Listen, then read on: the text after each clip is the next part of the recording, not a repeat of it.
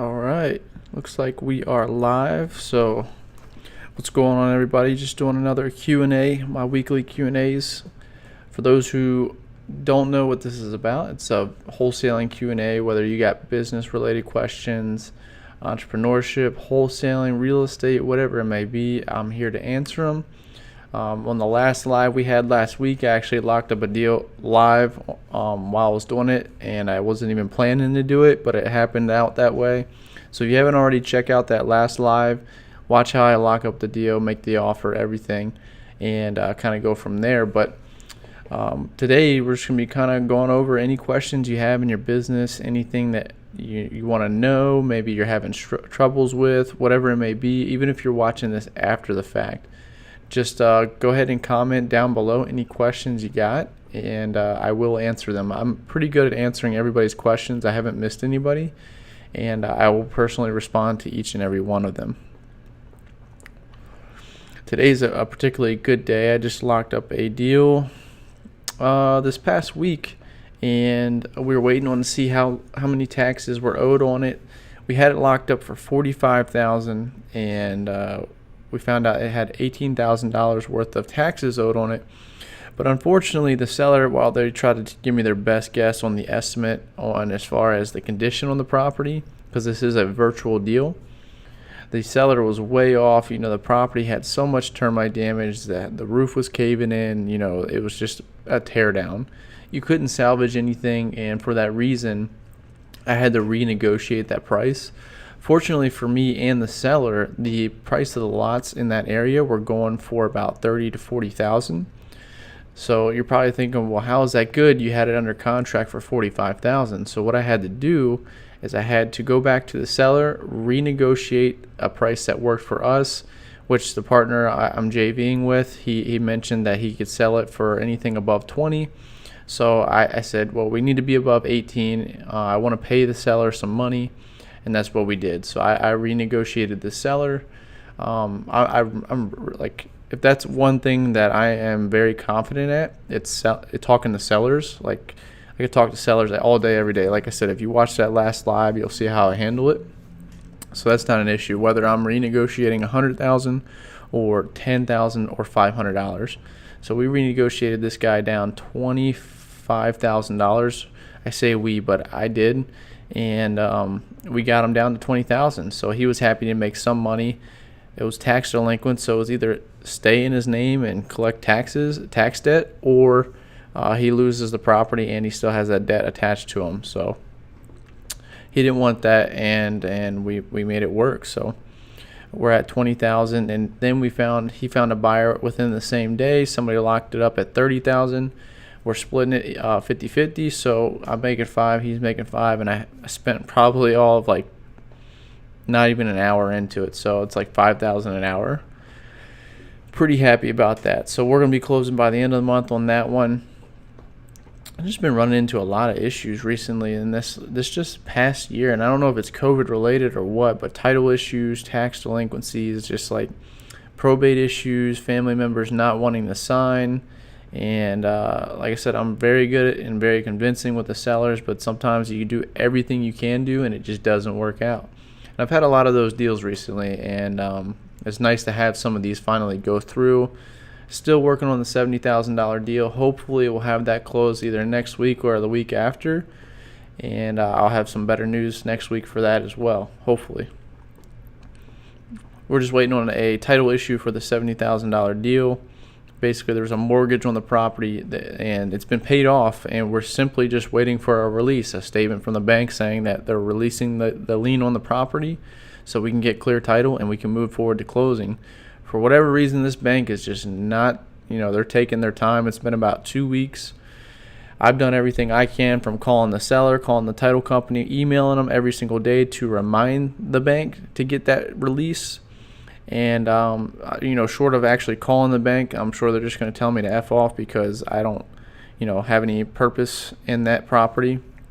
I'm trying to get that bank number right now so that I can do that. So I can call them up and say, hey, listen, we're trying to close on this thing next week. You guys are holding us up. Let's see what we can do. So you just take it one step at a time. If you ever encounter a problem, just one step. And from there, you can, right now that one step for us is getting that title issue resolved. So that's my focus on that deal. That's a large chunk of change, 70,000. Obviously, it's going to be my biggest deal yet.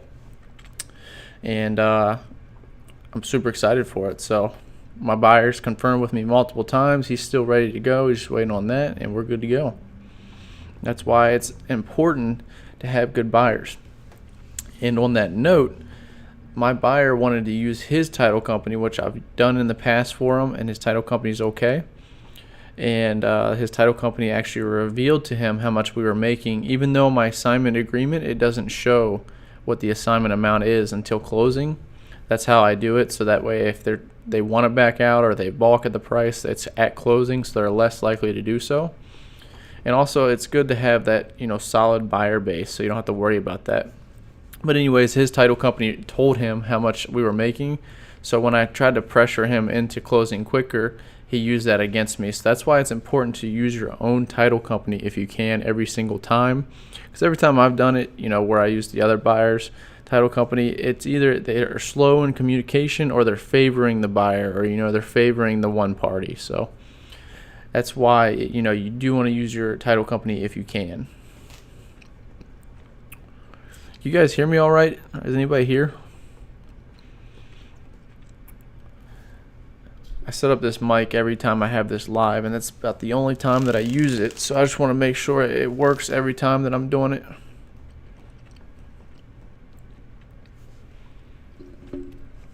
Are you guys also getting notifications for the live call?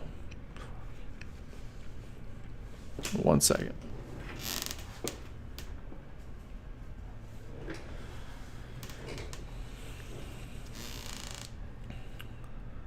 I took a hiatus from my Instagram because I was wanting to get off the phone for a little bit, because it's very easy to get trapped in the social media. But I've noticed less people have been going to my lives because I don't announce it on there. So maybe I'll just download it and announce it. How's y'all's week going?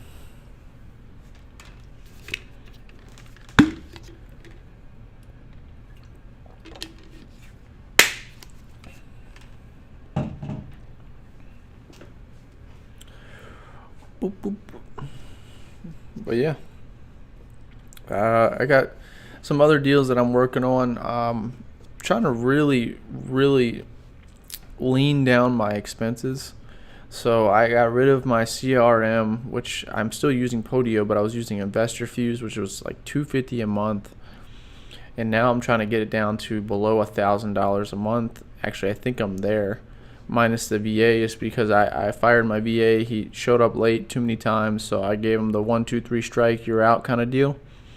And he was referred to me by one of my favorite VAs. Unfortunately, got a better job, and I completely understood, because I didn't want to pay her anymore right now for what she was doing. It was very remedial stuff, but she was very good at what she did. So I let her go, and she referred me to that guy, and so I ended up letting him go, which is fine with me, because my end goal was to lean out my business and make the most money, which, the $70,000 deal came from just myself driving for dollars for all 5 minutes. So if I can do that, there's no need for the VA. You know what I mean? So really leaning it out. I think right now I got Call Tools, Call Rail, Investor Carrot. I've got Podio, which is free. Smarter Contact, that's about $200 a month. That's the text messaging. If anybody's interested in the Smarter Contact, the reason I picked them over like all these other ones like Launch Controls, Lead Sherpa, because I had Sherpa before, it's more cost effective, and I've had a 0% block rate with most of my campaigns. So I've yet to have that in any other system or software. If you guys want to check that out, maybe I'll put that in the description or something for you guys to check out. But I'm using Smarter Contact. What else am I using? I think that's about it, to be honest. So what are we at right now? I have it all in pen and paper, but I don't have it with me, what all my expenses are, because that's one thing you should do is track them. Call tools is about 110. Prop streams 100. So that's about 200 right there. Smarter contacts is 200. It's 400. Investor carrots about 110. So that's $510. What else did I say? Off the top of my head, call rail, it's about $70.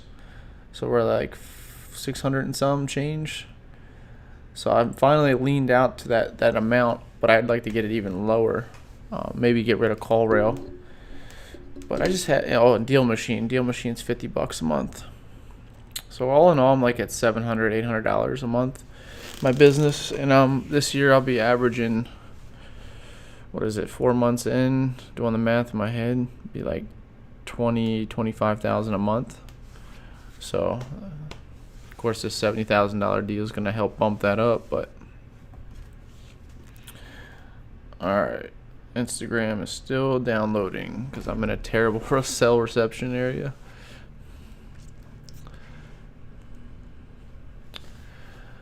I'm going to keep this going for about another 10 minutes, and if we don't have any questions or anybody joining, then I'm going to end it. It's a real shame because I think I provide some pretty good value, and I got a lot of good questions and give some good answers, so people will take advantage of it, whenever they realize the value that I can put out, and some won't, and they won't realize it until it's too late, and my channel's blown up bigger than what it is now. And I want to say thanks to everybody who's helped me so far, because we're at like 570 right now, and so hope to get to 1,000 by the end of this year. That's my goal. If you have any video suggestions you want to see me talk about, don't hesitate to put that down in the comment section as well, and I will make a video on it if I haven't already. Maybe I will refine my older videos because I get a lot of the same questions.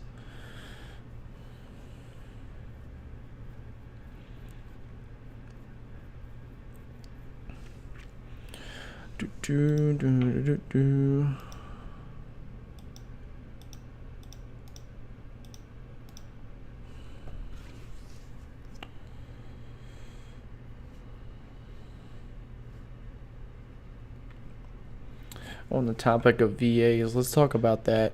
VAs, because I get this question a lot. When should you hire a VA? And my advice is not going to be the sexy answer that everybody gives, and the answer that everybody wants, but it's going to be the answer everybody needs to hear. And it comes from my own experience. So you want to hire a VA whenever it starts to hurt. Like you got too many leads coming in to focus on selling those leads and all the other ins and outs of the business that you just simply in an 8-hour day cannot take care of everything. So you need a VA to lighten that load. Maybe some of the admin tasks, sending contracts, updating property statuses, things like that, pulling comps, whatever it may be. That's when you want to hire a VA, not when you're lazy. Even when you're like working a full-time job and you don't have a lot of time to put towards the business, you're going to have to set aside at least an hour or 2 hours each day to apply towards taking action in your business, whether, some form of marketing, cold calling, door knocking, text blasting. Text blasting is pretty cool because you can send them and schedule out the campaigns and smarter contact throughout the day. So like as you get on breaks or something at your job, or you have limited time, you can answer the text, and you can even lock up a deal over text pretty much. So it's very versatile, and I suggest you picking one avenue of marketing when you're first starting out and perfect that. So with text blasting, it's very versatile. You got a lot of freedom to time your text. It doesn't really have to be responded to right away. Obviously it helps, but you can get to it when you get to it. Cold calling, obviously you got to be sitting there or have somebody do it for you. And in my experience, having somebody else do it for you, they're only ever going to be about 70-75% as good as you, which when you're starting out, I don't think anybody should or would want to afford that, as far as not financially, but time and energy wise. You want to spend as much time as you can getting hands-on experience, and you don't want to give that to somebody who's going to give a lackluster effort. And you really want to get your business started off right. So if you're cold calling, I strongly recommend it. Even if it's an hour or two a day, you do it yourself. Handle those rejections. Handle with overcoming objections, and just building rapport with sellers naturally. Get that hands-on experience in solving problems, and you're going to make yourself so much more valuable. You're going to be such a valuable asset when you do go to hire out, because now you can lead these individuals and these team members on how to be great. You can't do that with no experience. You can tell them to watch all the videos that you've watched, but at the end of the day, when they have a question, they're not going to respect that. They're going to understand that you're either scared to talk to sellers or you're not as good as you're saying you are. So when it comes time to get in the mud, you want to be able to, like riding a bike, you can do it over and over. And that's the point I've gotten to. Like, I don't care who it is. I will call them, make an offer, even if the offer is much lower. Like I said, I got this furniture in my office here. The guy was asking $450. I got it for $150. I got a fridge, microwave, a futon. The futon itself was worth $150. And I got everything because he was motivated, because he had to leave his office. He was getting kicked out by the end of the month. And I was not desperate. So, I didn't want to spend the $150, but he ended up accepting it, even though the first offer I made was $100, and he came all the way down to $150. So you don't ever know until you make that offer.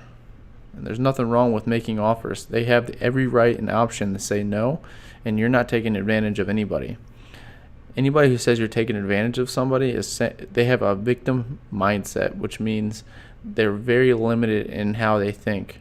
When you have a victim mindset, you're cutting off everything life has to give to you, because you're saying it's a scarcity mindset. You're saying that there's not enough opportunities. You're robbing somebody of their opportunity, when in fact they're completely in control of their actions, and nobody's a victim here. So that's just my opinion. But I think you will live a much easier and honest and respectable life if you live by those kind of values, where you don't expect anybody else to do anything for you. You just you do it yourself, and when you need help, you ask for it. And that's why I'm here, to answer these questions if you have any.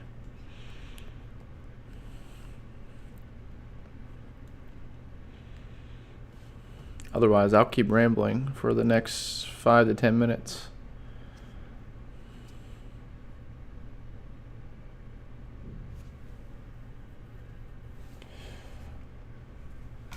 Well, that might not be good. It's got my old picture on there. Why has it got my old picture? Guess I can't change that until after.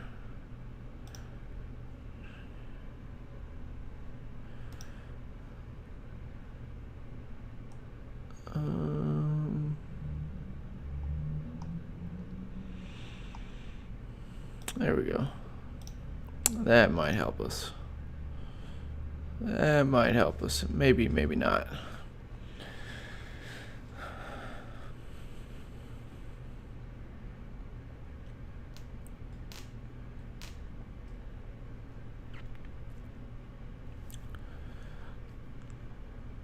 Does anybody have any questions?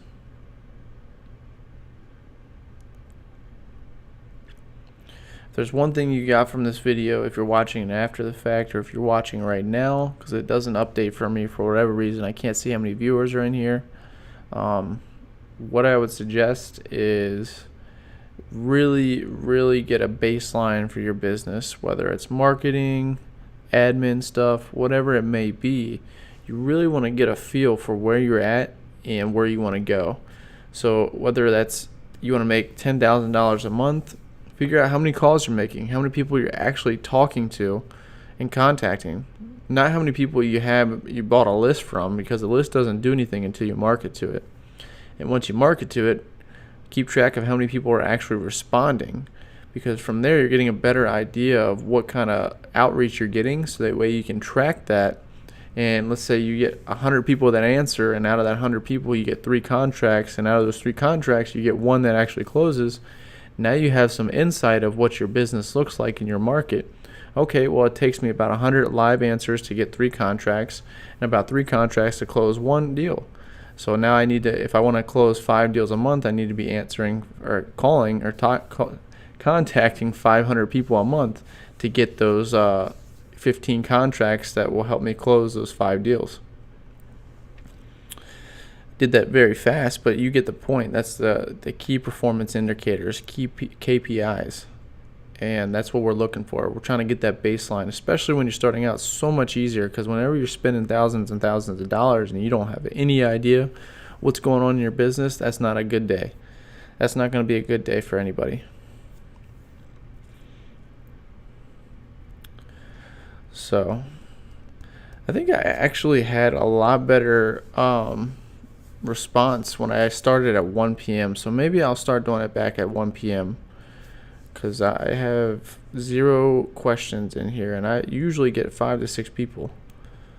So, but since nobody's here, I'm going to go ahead and wrap this up. If you're watching after the fact, go ahead and join me live. If you want to know when I go live, go ahead and click that notification bell when you subscribe and click all notifications. That way you get notified, because I'm dropping some serious value, and I'd love to see you in here. Oh, what's up, Wu-Tang? What's going on? We're finally getting some people. It's the next time. What's next time?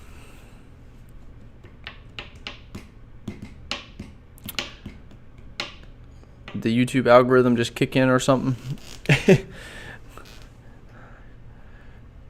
No worries. Hey, if you have any questions, I'm here. I was just getting off because I wasn't getting any comments or questions. So if you have anything right now, I'm here. If not, just let me know.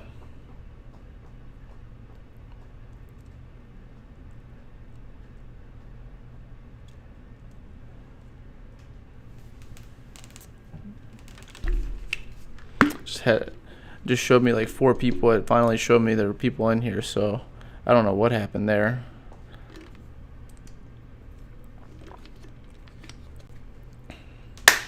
What's going on, Wu-Tang? Do you have anything you want to talk about right now, question-wise? Oh, I got an appointment for property that's worth $163, possibly $140. She wants $90, and I think there's 100% equity. Well, one of the ways you can find out if that's all true is by pulling the comps, seeing what it's actually worth. She wants 90, so let's do the math, because I can't do math in my head. So let's say worst case scenario, it's worth 140. She wants 90. So at 70%, which is what your buyer's going to buy it at, minus repairs. So if it needed absolutely no repairs, they're going to want to buy it at 98 or less. So she's at 90. So if it had no repairs, then that would be a good day, because you can make $8,000. But let's just say it needs 15,000. And it's free and clear as well. I ran comps, and people are buying anywhere from 54 to about, so let's just say it needs 15,000. So at 15,000, you haven't even had your fee yet. So subtract 10,000 for your fee, or 5, whatever it may be, but we did 10. So you would need to get that property at 73,000 or less, with a $15,000 repair budget and a $10,000 assignment fee if you want to make that at the 140 ARV. So the biggest thing you can do is find out what the ARV is, and 65. So when you're saying 65, are you saying 165, or it's worth 65 after it's fixed up? Or just you see cash buyers buying at that price, the 65? Oh, okay, I see what you're saying. Yeah, so 65 looks like to be a good number to be at. What did I say, 73? So adding another 5 for repairs, 65 is a good number. So I would aim for 65 or lower, because 65 is going to be your max allowable offer, depending on what the actual ARV is. That's the first thing. Once you find the ARV, you can do the rest of your calculations. But it's not like it's a deal or no deal, right? So she wants 90. You know how many times I've had sellers that wanted, like the one I did on live last week, he was wanting 95,000. I think I offered him 50,000 and we agreed at 65. I can't remember, but it was something crazy like that where I offered about the same difference and he accepted. So some people, they just like throw a number out there because they have no idea. So I tell everybody to make the offers no matter what, even if it's the lowest offer. I even tell the seller, I'm like, hey, Mr. Seller, Mrs. Seller, this is going to be the lowest offer you've ever received. So I'd love to present it to you if you won't get mad at me or hang up on me. And they're always like, well, if they're interested, one, they'll say, well, what's the offer? Well, it can't be that low. And so you're already setting the expectation that you're going to lowball them. So what you want to do at that point is say, okay, wait for the confirmation. If they say, well, don't worry about it, then you can tell they're not motivated.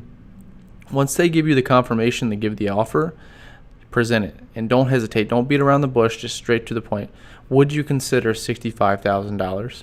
Wait for a response. Get a feel for what they're at. They're either going to be very quiet and then come up with a higher number. And then if they come back with a higher number, now you're negotiating. And if they accept, then obviously it's a great day. If they flat out say, that's way too low, I'll never be around that price, just say, I understand, the reason why we come up with that number is we got to factor in all the repairs and, in the middle of a pandemic, anything can happen. The market could change. So we're factoring in all this risk that's associated with this property and what we're going to do with it. And you're starting to paint a picture in their head of why they don't want that property, because they don't want to deal with all that stuff. You're subconsciously telling them like, hey, you're not going to want to deal with this stuff because that's what we're going to be taking on. So I like to paint the picture of what that process looks like so they understand like what they're rejecting. They're actually taking on more than what they want to have, and that's how I position my offer. Don't be afraid to make the offers, and don't be afraid to announce the elephant in the room. Hey, this is going to be a low offer. This is going to be a really low offer. It's a lot lower than what you wanted, and I don't want you to get mad at me. Well, just tell me the offer anyway. Okay, boom, tell them. Wait for the confirmation, tell them. If they don't give you the confirmation, they're not motivated, move on to the next one. Or if you just really want to, just throw the number out there. And so the fact that she gave you a number first already tells me that she has some motivation, and the 100% equity gives you a lot of room to play with. Great question. Alex Gomez, how did you start and when? So I got started in 2017 when I left the military. Had no job, nothing to transfer into. My dad had offered me a job to run the business or help him run the business while he was in a struggle because he was going through a divorce, and not with my mom but my stepmom, and she was like his partner, and so he was kind of like in a bad place with his business. So I said I'd help him out. He was paying me $100 a day, had no skills whatsoever. The military didn't have anything that transferred. So I went and did manual labor for a couple months, and it absolutely sucked. It wasn't that like I like the remedial or the tasks that take your mind off of stuff, like the redundancy, because it was a hardwood flooring business. So we were in there just working. My mind was always clear because I was always doing something with my hands. But it was a big toll on the body, and we had to travel a long time, so I couldn't see my kids. And working out with family just never really works out. So for me, it wasn't my thing. I quit my job and read Rich Dad, Poor Dad. And from there, I was hooked. Talked to some people on Bigger Pockets about maybe asking some questions on wholesaling. They took me to lunch, offered me a job, and from there, I cold called 600 people, got my first 3 contracts in my first month. And the rest is history. So really a lot of my start came from networking. And that's why I always tell people to go to real estate investors associations and just network. Tell people what your interests are. And don't be one of those people that show up one time super like with the fire under their ass and then they never show up again. Don't be that person. Show up month in, month out, and then tell people what you're doing, what you want to do, and you never know. Through the law of attraction, something might happen and an opportunity might present itself. And that's what happened to me. I quit my job. I said, I got to make this work. And so I did. But I don't recommend you quit your job unless you are the same way. Like you have to have it that way. You're back against the wall, because for me, that was very hard. She wanted 101, but came down to 90. I'm going to see if I can get lower than that. He told me that he had other companies tell him that they can do 101, but they haven't moved on it. I think shit to be. Yeah, so every time that I get somebody that says, "Hey, I got a higher offer," I've been offered more, just say, "Hey, why didn't you go with it? Why didn't you accept that offer?" And if they say, "Well, I was trying to see what the other offers are," be like, "Hey, that's a lot more than what I can pay. I would take that offer if you can." And then they're going to say, "Well, actually, they haven't contacted me back." And I'd say probably it's because they realized it was too much money. And so, this is where we're at. And I understand if that doesn't work for you, but as investors, have to understand we need to make some kind of gain when we buy. And at this price, my manager feels that, we can make this work for everybody. So if that doesn't work for you, I completely understand. And we're going to do some more research, make sure there's nothing we're missing on our end.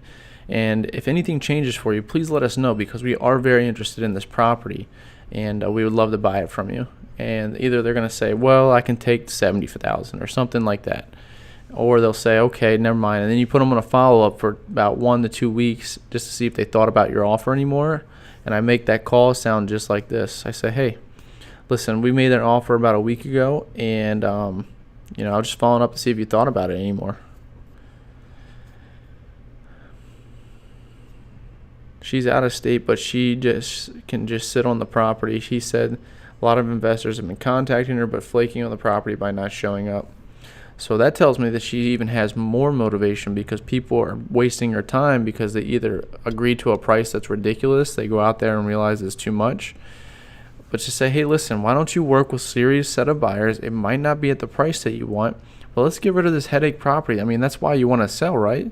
If you don't already know why she wants to sell, then you need to ask that question. Well, besides getting the right price, what's another reason you would consider selling? Once you have that motivation there, you can use that. Say, "Listen, it sounds like this property is a headache for you. Why not, it might be less than what you want, and it's a little bit more than what we want to pay, but why don't we move forward at the 67.5? Get this thing done for you. Get this headache done. Stop dealing with buyers who are not serious, and let's move forward. What do you say?" And that takes a lot of confidence. It takes a lot of guts to do something like that, because especially if you're not used to it. I couldn't do that my first time because, one, I didn't know how, but if somebody told me how to do it, I would do it. And so I would suggest just, giving it your all. Find out, see what happens. What happens when you put yourself out there? And you'll be amazed at the confidence you get, even if it's a wrong answer, because at least you tried. You can look back on that call and say, "Hey, I said everything I could to try to get that deal done, and it just didn't work for him. Now I can put him on my follow-up because I know she's motivated, and at some point she's got to give in." And it's the person who's least desperate that wins. And don't look at it as like a loss at the moment, like you didn't get the offer accepted, but look at it as like, now I have a potential opportunity for the future, and now I'm building my pipeline. And that's what that looks like. You're filling your pipeline of people who maybe don't accept right now, but it almost takes, I think the average was like 5 to 6 contacts before somebody turns into a sale. And sales, and the sales law, the averages. So just remember that. I get excited when the offer is lower than what they're asking, because if they accept, that makes for a great story that I can tell you guys and inspire you. So it just gets to be it's a good thing all around. Even if they don't accept, man, I made this offer, it was $60,000 less than what they're asking, and they didn't hang up on me. It was a good day. Or they didn't cuss me out because I set the expectation that it was going to be a super low offer, and I built that rapport that's going to help me get the deal potentially in the future. Not always, most of the time they do get a higher offer. They go with somebody who's actually a direct buyer, and it doesn't work out. But for the odd number, or the odd people who it does work for them, they are in that motivated situation, we get that deal because we built that rapport. And if you just become a pleasant person to work with, because even though the offer didn't work for them and it didn't work for you, if you're just a pleasant person to work with, that goes heaps and bounds past of what even a higher offer could be, because you're just becoming a problem solver, and they want to talk to you like, "Hey, this guy's going to solve my problems," or "This girl's going to solve my problems." And being problem solver is what makes us money in wholesaling. It's not selling contracts. Despite what everybody thinks, you're actually becoming a very valuable problem solver, and if you can focus on doing that, you change how the conversation goes. You go from what's your offer, what do you want for the property, that's just not going to work for us, to what is your headache, what is the problem going on in your life that makes you want to sell this property. Then you find the meat and potatoes and the golden egg of what you need to do and use to get that deal and to get that deal done for everybody. And this is stuff that in my students, that little piece right there is actually the biggest piece of advice I can give you on, what we actually get paid on. And I actually have students that paid good money for me to tell them that. And this is not just like a YouTube creator guide saying that just for the shits and giggles. It's actually, I had people pay me, and that was the biggest lesson I could have taught them. Because once you change your mindset, that's when things change.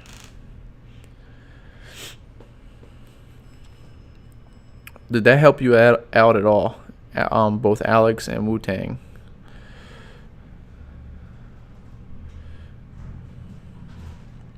Did that provide any insight? By all means, I can run this live for 6 hours if I wanted to. So if you have any questions, I am here for you. But the moment I stop receiving questions or anything for like 5-10 minutes straight, that's when I get off.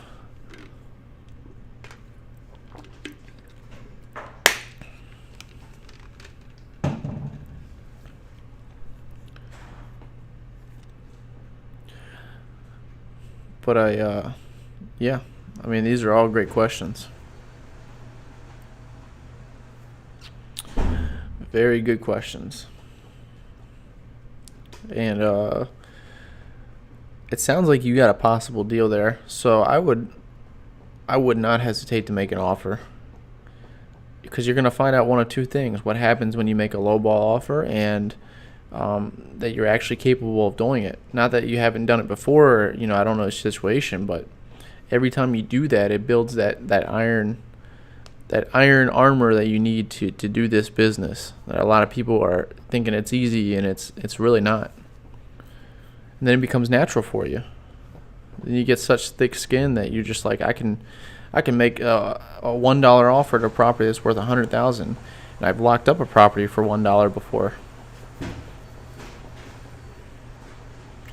So you just got to go out there and put yourself out there. Put yourself out there to fail, and you never know, you might just succeed.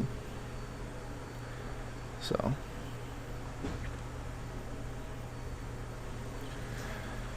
did you have any other questions,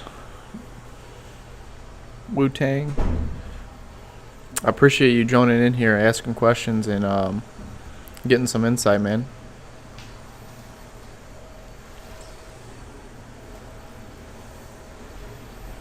If you have anybody that you know that is in wholesaling or could benefit from something like this, definitely share the love and let them know, so we can help grow the community, and become better wholesalers overall. Because I'm learning from you guys just as much as you're learning from me.